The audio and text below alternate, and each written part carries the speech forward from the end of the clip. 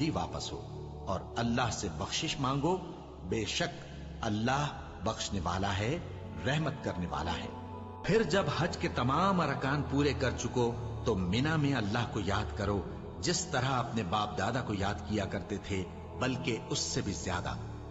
اور بعض لوگ ایسے ہیں جو اللہ سے التجا کرتے ہیں کہ اے پروردگار ہم کو جو دینا ہے دنیا ہی میں دے دے، اور ایسے لوگوں کا آخرت میں کچھ حصہ نہیں۔ اور بعض ایسے ہیں کہ دعا کرتے ہیں کہ پروردگار ہم کو دنیا میں بھی نعمت عطا فرما اور آخرت میں بھی نعمت بخشیو اور دوزخ کے عذاب سے محفوظ رکھیو۔ یہی لوگ ہیں جن کے لیے ان کے کاموں کا حصہ یعنی اجر نیک تیار ہے، اور اللہ جلد حساب لینے والا ہے۔ اور قیام منا کے دنوں میں جو گنتی کے دن ہیں اللہ کو یاد کرو۔ اگر کوئی جلدی کرے اور 2 ہی دن میں چل دے تو اس پر بھی کچھ گناہ نہیں، اور جو